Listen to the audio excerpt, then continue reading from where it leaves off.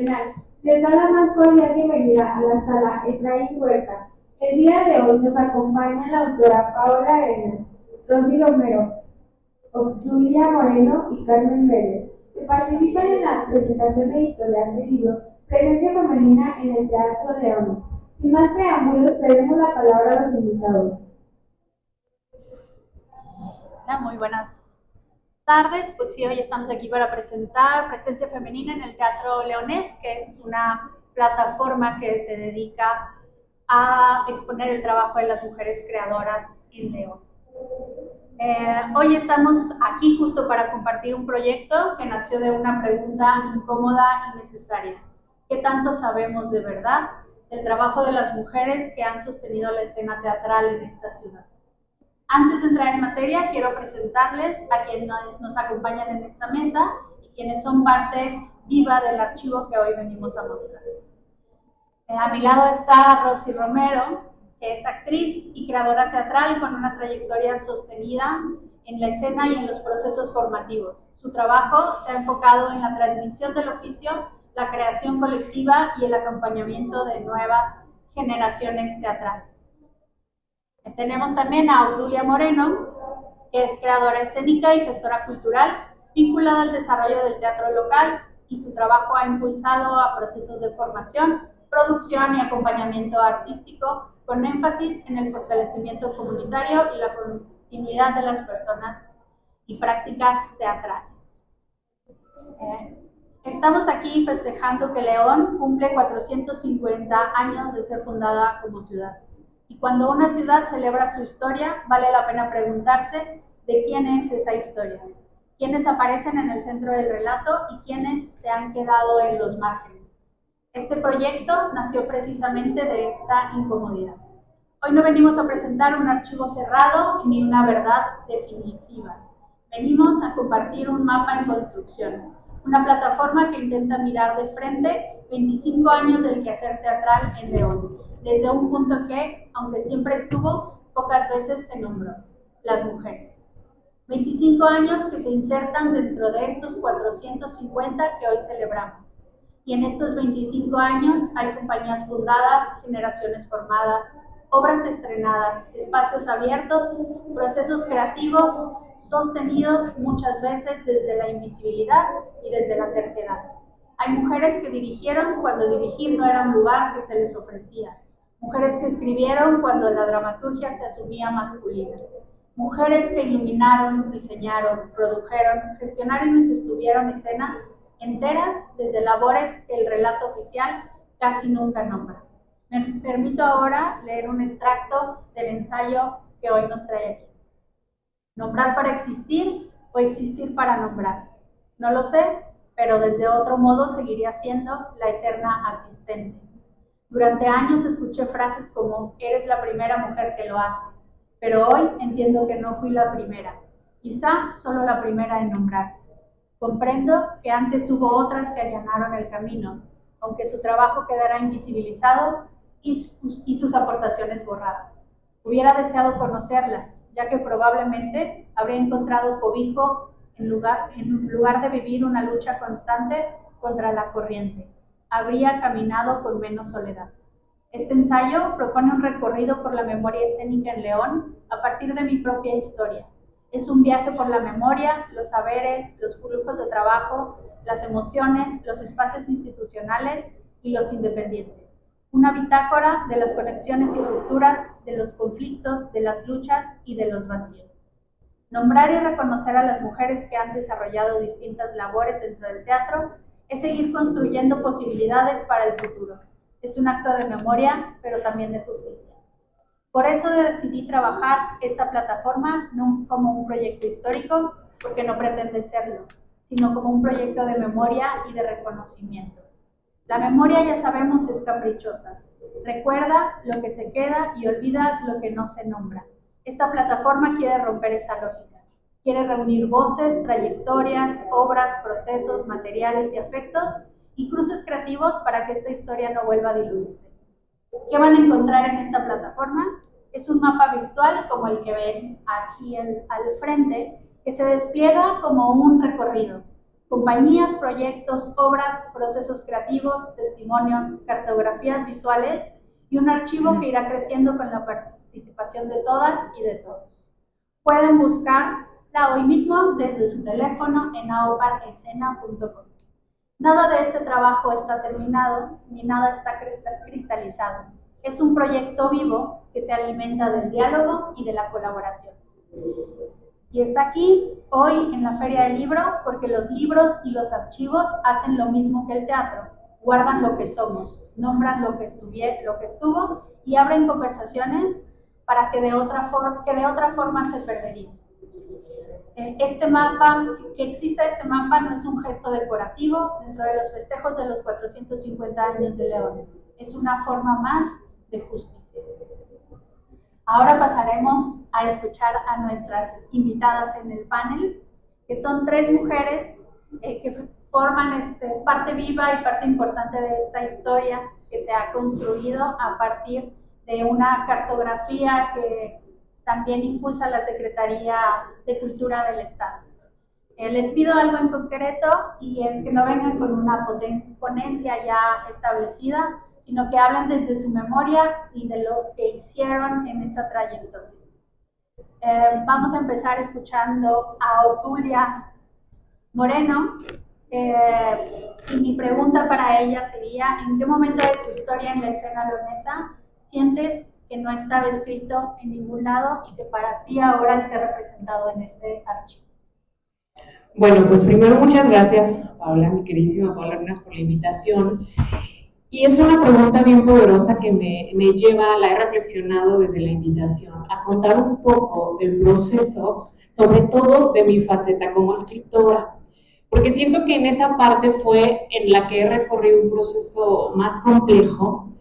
Y bueno, les cuento un poquito, porque también creo que es bien importante visibilizar el proceso. Estamos acostumbrados a resultados, ver una obra, se levantó el telón, el aplauso, precioso, o eventos de este tipo, pero el proceso que nos lleva para cumplir cualquier proyecto es igual de válido y a veces falta visibilizarlo. Entonces, bueno, yo empecé a escribir desde que iba en la secundaria, me encantaba, llenaba libretas, ni siquiera me acuerdo la verdad que escribía con certeza, pero yo llenaba libretas y libretas, como en un afán de, no sé, se me venían historias, imágenes y yo escribía. Y la primera persona que fue mujer, que a mí me hizo sentir que realmente yo podía hacerlo, y esto me va a conectar con lo siguiente que les voy a platicar, fue mi maestra de artísticas, que la recuerdo con mucho cariño y con algo de culpa porque no he podido investigar exactamente cómo se llamaba, no me acuerdo.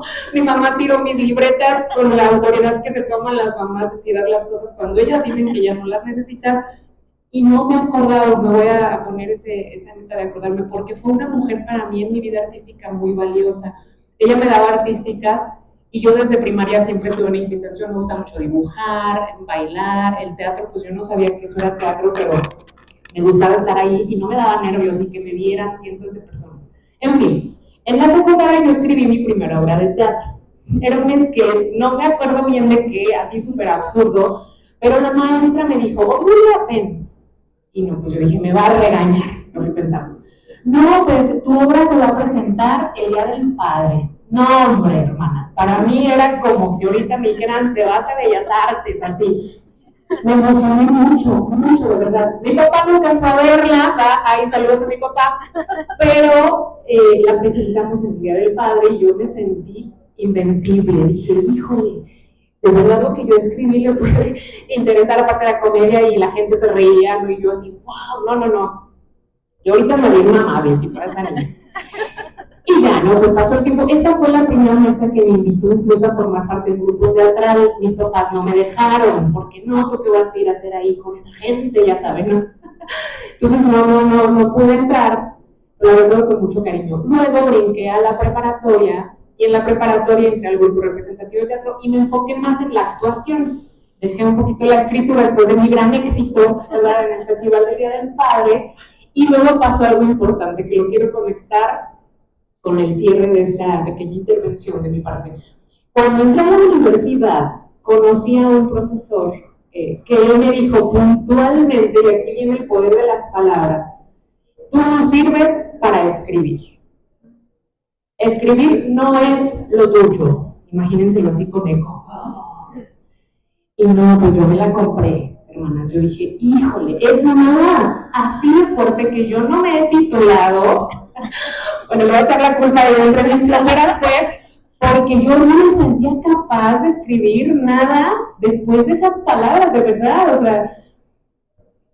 Y esto me llevó a una serie de análisis de pensamientos que forjaron de algún modo mi historia creativa en la escritura, porque dije, se los juro, yo me quiero hacer docente, porque yo había vivido estas dos partes, una docente que te inspira, que te motiva, que ve en ti algo, y otro que pues, te dice todo lo contrario desde una narrativa, no sé desde dónde venía, ¿no?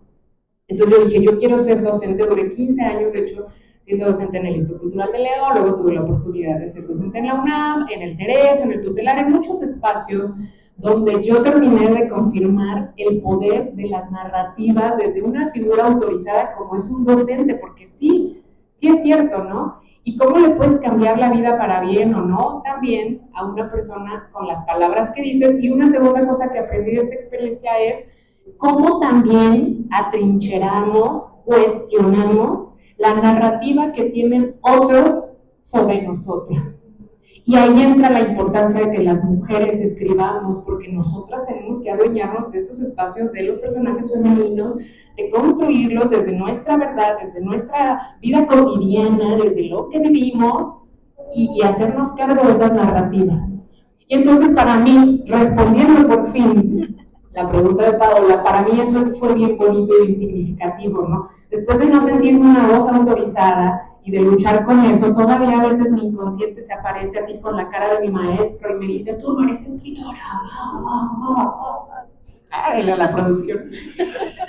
Y regreso a mi centro y digo, sí lo soy, sí lo soy. Soy un tipo de escritora y yo soy la única que me autorizo, y yo autorizo a mí misma mi voz para hacerlo y para contar mis historias, ¿no? No seré la mejor, pero lo hago desde una parte consciente, amorosa, y porque quiero contar pues, mi vida cotidiana, ¿no? Muchas de mis obras hablan de vivencias personales, de hechos históricos, de mi gusto, y claro que siempre hay una constante aprendizaje, pero muchas mujeres también me han forjado en inspiración literaria, ¿no? Elena Garro, La Hora del Árbol fue una de las primeras obras que interpreté, enamorada. Hay un librito que también fue de los primeros que me impactaron ya casi para terminar, de Guadalupe Dueñas, que se llama Tiene la noche un árbol.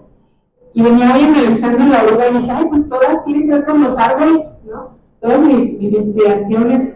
Y de hecho la obra, esto es mercadotecnia pura, porque hablando de árboles, la obra de mañana tiene que ver también con un árbol, donde yo la escribí, tuve la oportunidad de dirigir y de actuar, y que en el marco del Día de las Madres, pues está inspirada en mi familia materna, ¿no? Y de cómo las mujeres en la época de la cristiada tuvieron muchas complicaciones, pero al igual que las hormigas que se rigen bajo el matriarcado, lograron unirse, resistir, cuidar su tierra y pues salir adelante desde la guerra. Entonces, para mí, respondiendo una vez más, eso, me siento muy feliz, muy orgullosa de que a la distancia puedo por fin considerarme dramaturga. Gracias. Muchas gracias, Julia. Sí, en realidad el trabajo de las mujeres dramaturgas es muy poco conocido. También por eso en la mercadotecnia que dice Obdulia tenemos un suplemento dentro de Es lo Cotidiano que se llama Tachas, que sale todos los domingos, y ahí hay una sección que se llama Dramaturgias en Circulación. Y justamente hoy en sábado, mañana domingo, van a poder ver y leer más bien el texto justamente de Heregencias de Obdulia, por si quieren, además de verlo mañana a las 6 de la tarde en el Telón de la Palabra, con entrada gratuita, entrar desde nuestra plataforma para leer el texto tal cual está, y ahí verán si se le olvida parte del texto a la actriz. Pero pueden leer a Obdulia con Heregencia y con Libra o Muerta como de Calandria, porque todo el trabajo de Obdulia tiene que ver con distintos animales, lo cual es bastante interesante desde la parte académica también.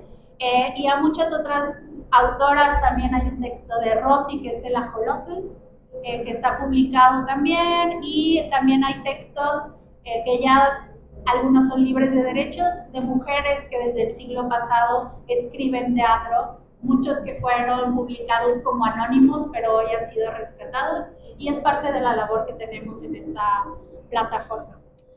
Ahora vamos a pasar con Rosy Romero, y que también Rosy es una mujer que admiro muchísimo por el trabajo comunitario que hace y la manera que lleva su trabajo. Entonces, Rosy, me gustaría que nos hablaras justamente de esta parte, esta gran labor que haces. Gracias. Gracias, bueno, pues, Paola, por la invitación y por esta labor tan ardua y tan bonita que has trabajado para rescatar esta memoria femenina en el teatro. Les cuento un poquito. Yo me dedico sobre todo al teatro comunitario, con niñeces, con juventudes también. Tengo ya 8 años trabajando teatro comunitario en el barrio del Puño, en San Francisco del Rincón, Guanajuato. El colectivo se llama Soy del Puño, colectivo de teatro comunitario.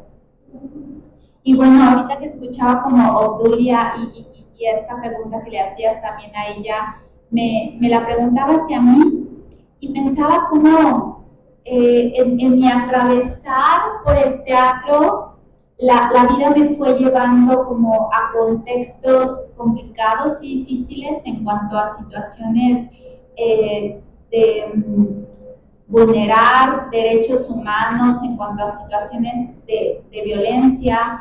El barrio del Puño en San Francisco del Rincón es un lugar en donde hay mucha violencia, es un lugar en donde las niñeces y juventudes tienen que resistir, tienen que luchar por sus derechos.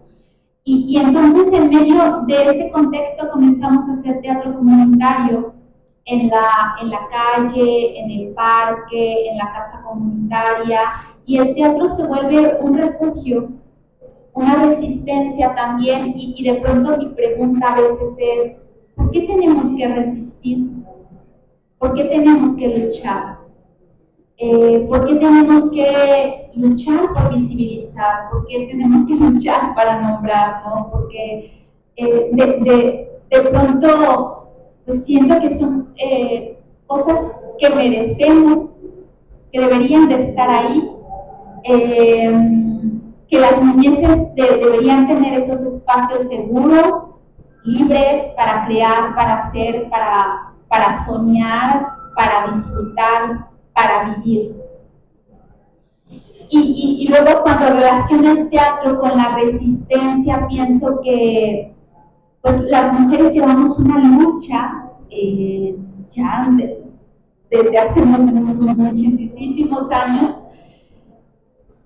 para apropiarnos de los espacios públicos, para apropiarnos de los espacios privados. Acá desde mi experiencia es cómo te apropias del parque. El parque es público, pero cómo te apropias de un parque cuando las balas están en el parque. ¿Cómo te apropias del parque cuando las niñas no deben salir a la calle porque es peligroso? ¿Cómo te apropias del parque para hacer teatro cuando las niñas no deben estudiar porque en esa familia solo estudiaron los hombres y las mujeres se van a casar? ¿Cómo te apropias de tu derecho para escribir una dramaturgia, de tu derecho para soñar? En medio de este contexto que resulta tan difícil, y aquí en el Puño lo hemos hecho a través de la ternura, de una ternura revolucionaria en la que, aunque el contexto es violento y es difícil, seguimos resistiendo y seguimos luchando. Y presentamos nuestras obras de teatro en el parque, presentamos nuestras obras de teatro en la deportiva, volamos papalotes en la casa comunitaria, volamos papalotes por las calles del Puño, aunque un día antes haya habido una balacera. Escribimos sobre los sueños de las niñeces y juventudes, y esos sueños los visibilizamos en el teatro. Trabajamos con testimonios, entrevistamos a las abuelas, entrevistamos a las mamás, vamos justo ahí al corazón del puño con las familias, y entonces la ternura va cobrando sentido porque se comienza a hacer un tejido donde ese papalote que guardamos en el puño lo ha visto una niña, ¿no? Y entonces esa niña se siente inspirada y yo también quiero ser nombrada, y así como estas niñas sueñan, yo también sueño, ¿no? Y que soñamos. Pero siento que ha sido una lucha en conjunto, una resistencia en conjunto. Creo que la tribu es necesaria. Cuando estoy en el puño, yo me imagino un poco como en conexión con mi Rosita niña, y esta niña que salía a jugar con su pandilla en la cuadra, y cómo esa pandilla te protege y te cuida. Y entonces creo que el teatro femenino se trata de esto. Creo que se trata de formar redes de apoyo, de hacer tribus donde hay mujeres que van abriendo el camino, y a la vez no solo abres el camino para ti, sino que abres el camino para todas. Acá, por ejemplo, en el puño, pues cada niña, adolescente escribe su propia dramaturgia.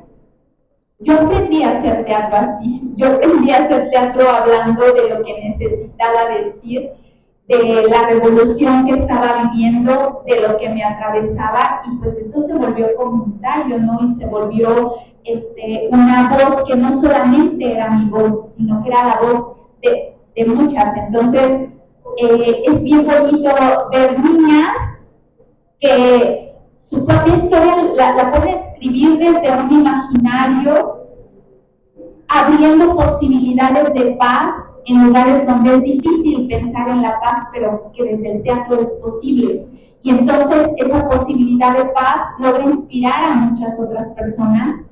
Esa posibilidad de paz logra empoderar también, y entonces si van ahí con el colectivo y queremos hacer algo, la idea siempre es como de, vamos a construirlo, no lo vamos a comprar, no necesitamos comprar, o sea, recolectamos, reciclamos cosas, tenemos producciones y escenografías, trabajamos, por ejemplo, en diciembre una instalación escénica muy linda donde fue recolectar ropa de personas valiosas, de nuestras abuelas, de nuestros abuelos, de personas queridas, de personas que perdieron la vida también ahí en el puño, y a partir de ahí hicimos un entretejido, y creamos títeres, y cuando tú ves la instalación hecha con las propias manos, con los objetos, con documentos que encontramos ahí,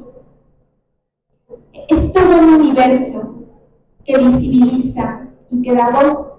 Y entonces una niña puede decir, ahí está el rebozo de mi abuela, y ahí están mis raíces, y a la vez están mis sueños, ¿no? En ese papalote, y los podemos volar. Pero creo que sí es como darse esta red y esta tribu de ir abriendo camino, no solo para una, sino para todas. Yo Rosy, siento que mi labor ahí es como pues una guía, un acompañante. El colectivo no es mío, yo soy un instrumento del colectivo, soy una parte del colectivo, y me siento muy agradecida, muy afortunada, como a pesar de contextos tan difíciles, en enero del año pasado hubo un atentado armado en una marisquería en donde asesinaron a un adolescente de nuestro colectivo, Giancarlo Guadalupe Gasca Ruiz, y lo hemos seguido nombrando, y a través de él visibilizamos no solo los sueños de Giancarlo, sino los sueños de juventudes del planeta que están en situaciones de violencia, donde están vulnerados sus derechos. Y bueno, sé que es un camino luego complicado, porque ponemos el cuerpo en el territorio, y a la vez el cuerpo es nuestro territorio y lo cuidamos en tribu. Pero creo que sí es siempre a partir de la ternura, y es muy lindo, la verdad, el poder llegar a muchos otros lugares y que cuando nos presentamos en otros lugares haya niñas y niños que dicen, yo quiero ser parte del puño. Y cuando dicen, yo quiero ser parte del puño, o alguien dice, yo soy del puño también, es como ese puño crece. Y no es ese barrio violento, sino que cuando dicen yo quiero ser parte del puño, yo quiero ser parte de la ternura, de los sueños, de la libertad, del merecimiento, del poder que tienen las niñeces y juventudes del planeta y de ese poder también para nombrarles a todas y a todos.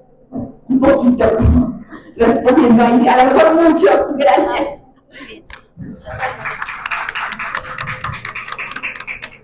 Muchas gracias, Rosy.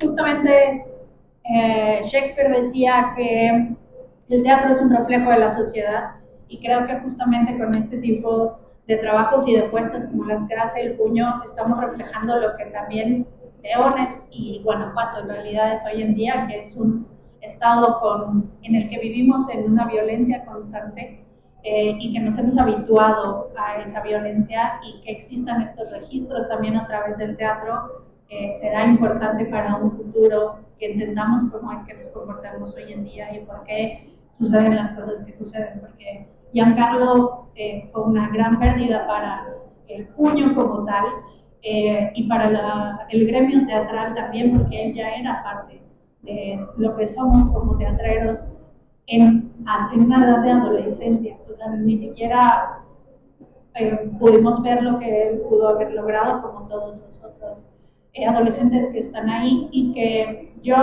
creo mucho en este tipo de actividades donde niñeces y adolescencias tienen una participación artística, no pensando en que se vayan a convertir o dedicar al arte, porque sabemos que es algo complicado el poder vivir de esto, pero que sí tengan otra perspectiva de vida, que encuentren, como bien lo dice Rosy, esa ternura, ese convivio, y puedan pensar en otras posibilidades que no solamente sea lo que está ofreciendo ahorita en estas comunidades como son todas las actividades delictivas que existen.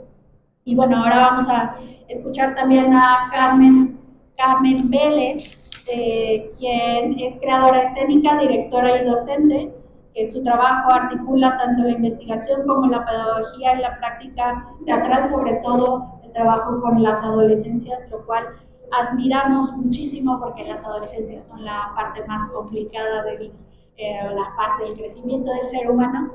Y bueno, Carmen ha trabajado conmigo hace más de 10 años ya en realidad. Y nos gustaría, Carmen, que nos compartieras justamente cómo ha sido tu evolución desde donde vienes hasta lo que haces hoy. Buenas tardes.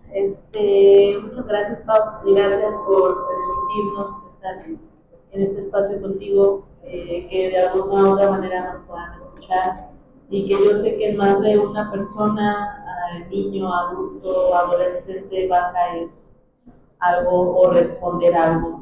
Efectivamente, yo, híjole, desde que estuve en prepa me llamó la atención lo que fue toda esta parte del teatro. Tristemente la prepa en la que estaba pues no apoyaba mucho estas áreas culturales, únicamente era el deportivo y más en específico el fútbol soccer o el fútbol americano.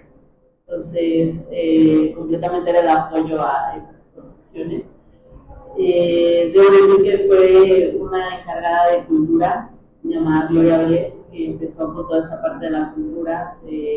Vamos a participar en teatro, vamos a participar en foto, vamos a participar en artesanías, y ella empezó a juntar a todos los chicos que les gustaba toda esta parte. Era increíble ver cuántos talentos había ocultos, tanto de dibujo, crear nuestro grupo de teatro en la prepa, de puros chicos laboratoristas químicos súper introvertidos, nosotros no salimos del laboratorio, de alguna manera tenemos el apodo de las ratitas del laboratorio, porque de verdad únicamente estábamos ahí.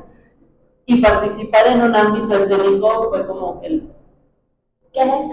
Ustedes que están ahí arriba del escenario, y que más de uno descubrimos que nos gusta y nos apasiona vivir esta otra parte.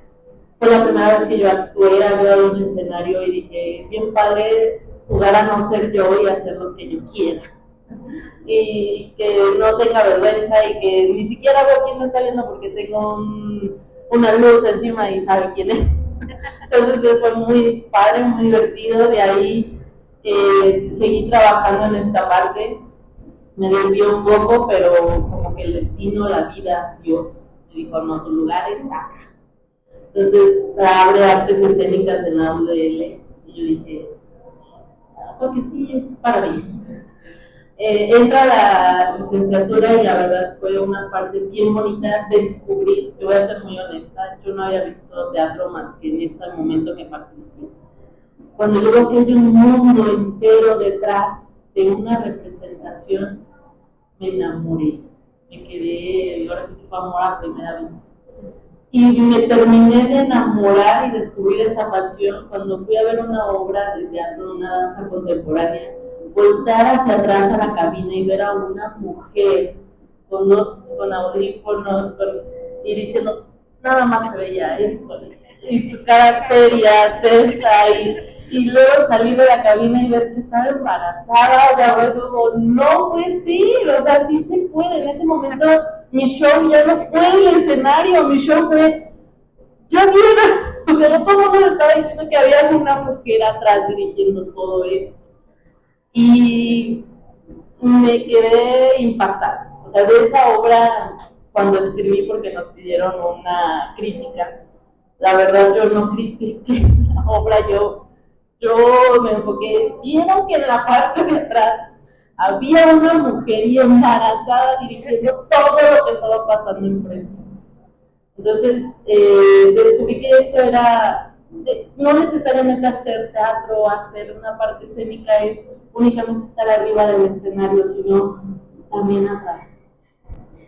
El actor te ayuda a imaginar, a ver algo ahí que puede estar en el escenario, pero la iluminación, el sonido, el guión, termina de concluir todo esto.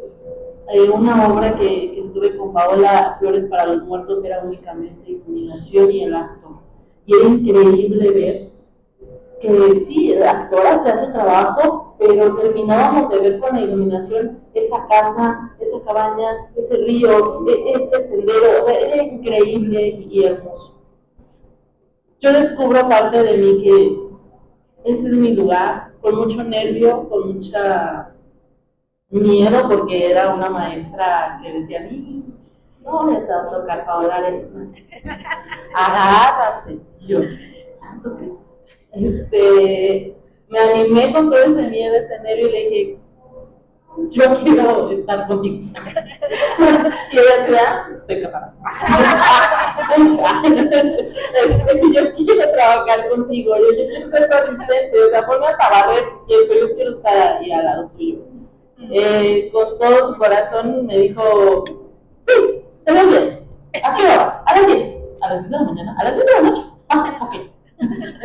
Fue montar todo un show en el museo y todas las luces y verla como se acercaban varones fuertes, grandotes, y ¿dónde te lo pongo, Pau? Ahí no, te dije acá, ¿no? Era como, wow, sí, o sea, ¿cómo? No debo decir que Paola siempre fue y siempre ha sido una persona muy respetuosa, pero tiene ese don de liderazgo. Entonces me gustó muchísimo. Yo sigo trabajando en esto, no me separo de ella, la verdad. Yo a la fecha le he dicho, pues a mí no me separan ni muerta, agarrada así a los brazos y no importa. Pero fue muy bonito y fue mi maestra, es mi maestra, y que una maestra me haya dicho, es que sí se puede, a todo sí se puede. A veces rompiéndonos la cabeza, pensando, golpeándonos la cabeza, pero ella sí se puede, ¿por qué no se va a poder? Entonces, como, wow, ¿no? Entonces, yo me dedico entro a las clases, entro con estos chavos de secundaria, a lo cual todo el mundo le tiene miedo, no sé por qué. Pero es muy bonito dar clase secundaria, porque tienen, sí, parte de esta timidez, parte de este nervio, de este temor, de qué vergüenza que me vean actuar si soy el galán de la secundaria, pero que más de uno se aventó, lo hizo, y que volteaban y me decían, ay, maestra, me encanta, oye, ¿yo dónde puedo estudiar esto? Es que yo quiero estudiar, es que yo quiero estudiar iluminación, yo quiero estudiar escenografía. Era como, o sea, ¿sí te gusta? Sí, incluso ya busqué la prepa y la prepa tiene talleres y me voy a meter a teatro. O sea, es muy bonito y todavía dar teatro en la prepa. Y la prepa donde yo estudié, que retomen nuevamente, yo he peleado siempre que a los chicos les den este espacio de cultura y deporte, los dos, porque sobre todo en prepa y una preparatoria pública, pues de alguna manera sufre de varios ataques de ventas de múltiples sustancias, etcétera, y buscar la manera de reducir eso a cero, y que en esa prepa, una vez lo logramos, un ciclo escolar logramos que esa generación saliera con cero índices de drogadicción, embarazos, etcétera. ¿Por qué? Por los talleres. Porque el alumno, en lugar de decir, vamos a la fiesta el sábado, era, me tengo que ir a dormir temprano porque tengo que ir a mi taller a las 8 de la mañana. Porque tengo una presentación tal día. Porque tengo que ensayar porque nos vamos a ir a participar a nivel estatal. Fue muy bonito, hermoso. Y los chavos salir de ahí y decir, voy a estudiar Derecho porque mi mamá quiere, pero en realidad yo quiero estudiar artes. ¿Dónde puedo encontrar? Maestra, yo ya no puedo seguir viniendo a la prepa. No, ya no puedes venir. ¿Y dónde encuentro algo como lo que usted nos enseña? Ah, pues hay múltiples talleres, hay espacios, hay esto, puedes ir aquí, puedes ir allá. Y que luego los veo en su caminar y, maestra, yo sigo en esto. Es muy curioso que un alumno mío me lo topé ya en un trabajo profesional, se llama Océano la obra, muy bonita. Y él es el malvado, el villano. Y descubrir que, y me topo y me dice, por tu culpa estoy aquí. ¿No? Entonces, pero es muy bonito y que me diga, por ti descubrí que esto es lo mío, que me gusta. Me gusta escuchar la risa de un niño. Me gusta escuchar el llanto de una persona que se identifica con mi personaje. Pero no por el hecho de que la hice sufrir, sino porque hice que se identificara o logré algo en esa persona. Entonces, es muy bonito, parte de mi docencia siempre yo, retomando un poquito lo que decía Arturia, yo no me gustaría que me recordaran por esa maestra de, ¿no? Con ese efecto, sino es que me recuerden como esa maestra de, anímate, ¿y qué más puedes perder? ¿Qué me veo feo? Ay, ¿y a poco saliendo de bañar despertándote con la baba aquí de guapo? Y se ríen y se va a haber un momento en la vida en que nos vamos a ver feos, nos vamos a ver raros, nos vamos a ver como sea, pero aviéntate a hacerlo. El no ya lo tienes. ¿Qué pasa si peleamos por eso? ¿Qué tal si descubres que sí te gusta? Entonces esa espinita en dejar en los adolescentes que digan, sí se puede, ¿y por qué no? Entonces sí espero que mis alumnos, de hecho justo ayer hablaba con mi mamá y le comentaba que mis compañeros tienen muchos problemas con un grupo y conmigo ayer bailaron el día del 10 de mayo. Todo el grupo. ¿Cómo le hiciste? No sé, a mí los amenacé. No bailas, no pasas, no sé, o sea, no sé si fue eso, no sé si fue el hecho de que les gustó y aplaudían y bailaban y hasta se bajaron y les bailaron a sus mamás. O sea, fue una cosa muy, muy bonita. Y dije, no sé qué parte los motivó, o el hecho de que yo también abajo estaba como la mamá de chicas pesadas, así. Ahora sí, pero estaban bailando, si la maestra la hace, ¿por qué yo no? Sí, o sea, no pasó nada. Un día no llegó un actor y dije, yo me meto, usted va con nosotros, sus ojos fueron de, la maestra, bueno, pues sí, ¿qué tiene? Resolvemos, hay que resolver. Y más que la maestra que tuve que siempre resuelve. Cuando me dejó una gira sola, fue así como, si no hay esto, ¿qué diría Paola Arenas? Resuelve. Ok, resuelvo. Y busco, y hago, y vuelvo, pero sobre todo en estos, yo creo que en la niñez y en la adolescencia es el punto clave donde podemos meter esa semillita de curiosidad. Ya si no para dedicarse a esto, para que tengan un espacio de hobby, que no únicamente para que te puedas expresar tengas que irte a un cerro a gritar, que es muy sano, pero también puede escribir, puede usar la iluminación, puede usar el diseño de una escenografía, puede pintar, sino hay múltiples cosas que pueden hacer por medio del arte para poderse expresar y ser escuchados. Creo que es lo que más importa en la adolescencia, que te escuchen. ¿Qué es un adolescente? Una persona que adolece, de todo. Porque un día le decimos, ya estás grande, ya compórtate, como al día siguiente le decimos, todavía estás muy chiquito para eso. Entonces están en un limbo completo, o sí soy o no soy, explícame. Y qué mejor que en este encuentro de teatro, de arte, ellos solitos se descubran. O sea, sí soy adulto para ciertas cosas, obviamente, empezar a encontrar su raciocinio y su madurez poco a poco. Entonces, creo que no sé, que ya me excedí el tiempo, pero de verdad, muchas gracias y híjole, pues si dan clases a adolescentes o piensan dedicarse a la docencia, háganlo con amor, no más para pasarlos con 10 o me pagan, pues vacaciones, sino porque de verdad no saben la importancia que es ser un maestro con adolescentes, universitarios, doctorados, etc. Siempre va a llegar alguien que te va a marcar para toda la vida. Para mí, sigue estando en mi vida esa persona y todos los días me marca con una enseñanza. Muchas gracias.